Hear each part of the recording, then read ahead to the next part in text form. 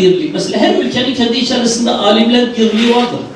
Onlarla münasebetlerimiz elhamdülillah her şekilde devam ediyor ilişkilerimiz. Çok yoğun bir şekilde tabii misafirlerimiz İran Kürdistan'ından, Suriye ulemasından, bunlar hepsi gelecek Allah'ın izniyle.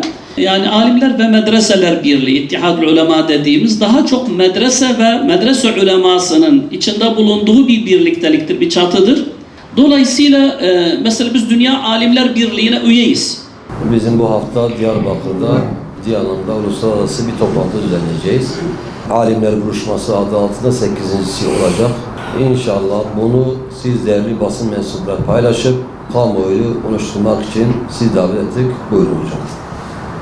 Alimler ve Medreseler Birliği olarak 2015 yılından beri her sene mutat bir şekilde Alimler Buluşması adı altında ulusal ve uluslararası alimlerimizi bir araya getiriyoruz. 2 gün boyunca çok farklı konularda konuşmalar yapılıyor, programlar yapılıyor ve bunu sürdürüyoruz şimdiye kadar. 8.'sini bu sene inşallah düzenleyeceğiz önümüzdeki cumartesi, pazar günü Allah-u Teala izin verirse.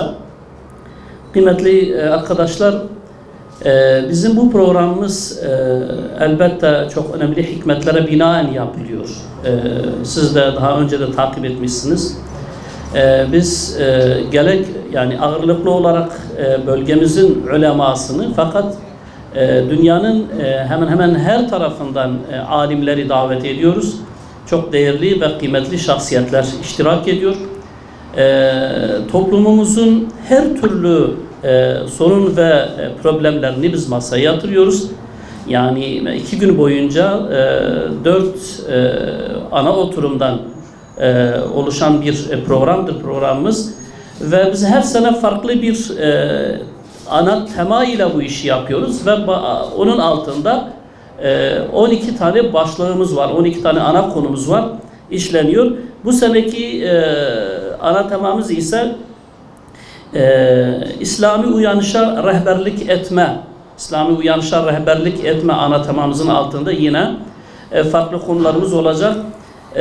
Memleketimizin ve İslam coğrafyasının yaşadığı ferdi, ailevi, sosyal, siyasal ve her türlü diyebileceğimiz problemler masaya yatırılıyor. Farklı konularda bu manada alimlerimiz sunum yapıyorlar, tespitlerde bulunuyorlar ve çözüm önerilerini sunuyorlar. Bu sene de inşallah Teala özellikle yine memleketimizin gerek yani ahlaki sorunlar, efendime söyleyeyim ırkî problemler, ayrılıklar, İslam coğrafyasında yaşanan fitneler, kavgalar ve İslam ümmetinin bölünmüşlüğü, parçalanmışlığının masaya yatırıldığı konular olacak. Yine gençlikle ilgili konularımız olacak. Gençliğimizin hali hepimizin malumudur. Aynı şekilde yani gençliğe ulaşmada tebliğ dilinin ne olması gerektiği gibi konularımız olacak. Irkla ilgili yani kavmiyetçilik üzerinden yaşanan problemler inşallah tekrar masaya yatırılacak. İslam coğrafyasının sürekli kanayan yarası Mescid-ül Aksa ve bundan kaynaklı mezalimler aynı şekilde yine işlenecek. Ve bunun gibi pek çok hususlarda inşallah basın metnimiz zaten sizlere dağıtılacaktır. Kısacası toplumumuzun A'den Z'ye bütün sorunlarını biz her sene farklı konuları işliyoruz. Yani tabi bununla beraber alimler buluşması olması hasebiyle ilmi çalışmalar, alimlerin birbirleriyle tecrübelerini paylaşması, medrese ilminin tarihi boyunca özellikle coğrafyamızda bu toplumumuza katmış olduğu katkılar ve bunun muhafazası, geliştirilmesiyle ilgili müfredat hususunda neler yapılabileceği, yani hem alimlerimizin kendi tecrübelerini paylaştığı, toplumumuzun sorun ve sıkıntılarını masaya yatırması, bunlara çözüm önerileri getirmesi, yani gerek ahlaki olsun, ailevi olsun, ilmi olsun, siyasi olsun, bütün bu konularla ilgili inşallah Bu sene de tekrar böyle bir programımız dolu bir program olacak. Çok değerli konuklarımız var. Yani dünyanın her tarafından çok değerli konuşmacılarımız inşallah Teala konuşacaklar. 2 gün boyunca yani sadece konuşmacıların konuşmasıyla geçmiyor bizim programımız. Selamlama konuşmaları aynı şekilde yapılıyor değerli şahsiyetler tarafından. Bunun yanında her oturumun sonunda mülahazalar adı altında programla ilgili kanaatlerini, görüşlerini sunmak isteyen misafirlerimiz, alimlerimiz görüş belirtecekler 2 gün boyunca ve bununla beraber akşam bir şekilde konferansta konuşamayan ama bir şeyler söylemek isteyen misafirlerimize de mikrofon uzatmak üzere yuvarlak masa dediğimiz ve bütün misafirlerimizin dahil olduğu ve hepsinin konuşma fırsatını bulacağı ayrı bir oturumumuz olacak. Orada da bütün misafirlerimiz meramlarını dile getirecekler. Efendime söyleyeyim, orada katkı sunacaklar. Biz bu programla şunu hedefliyoruz kıymetli basın mensupları.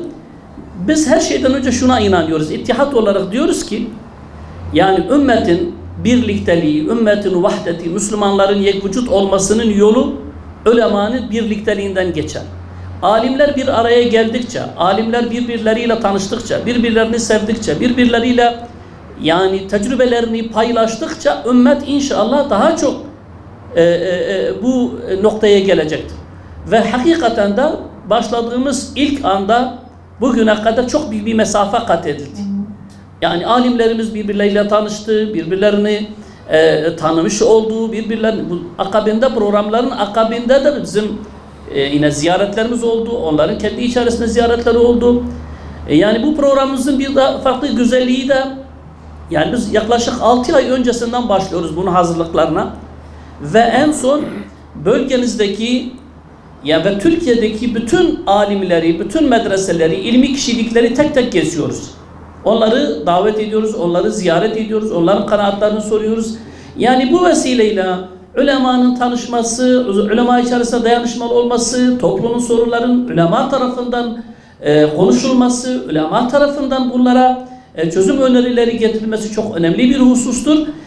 Bundan dolayı da biz bu sene inşallah tekrar 8.sini yapmak üzere hazırlıklarımızı bitirmiş bulunuyoruz. Şimdiden Allah-u Teala hepimiz için, İslam alemi için ve insanlık için hayırlara vesile kılsın diyoruz. Bize bu hususta destek verdiğiniz için ve katılım gösterdiğiniz için sizlere teşekkür ediyoruz. Şunu belirtmek istiyorum. Programımız malum alimler buluşması olması hasebiyle sadece ulemaya has bir programdır. O yüzden halka açık bir program değildir. Bunu da bildirmiş olalım. Ve tabii bizim sizden beklentimiz bu hususta bu programı bu kadar önemli olan mesela Diyarbakır'ımızın örnek veriyorum Diyarbakır'ımızın her türlü tarihi efendime söyleyeyim güzelliklerini Diyarbakır'ın farklı taraflarını da gezdirerek bu misafirlerimize dünyanın her tarafından gelen misafirlerimize gezdirerek aslında Diyarbakır'ımızı da tanıtıyoruz. Bu manada da bizim programımızın büyük bir katkısı vardır elhamdülillah. O yüzden biz istiyoruz ki basınımız bu programa sahip çıksın, bu programı halkımızla paylaşsın ki toplumumuz bundan istifade etsin. Allah-u Teala hepinizden razı olsun. Çok teşekkür ediyorum.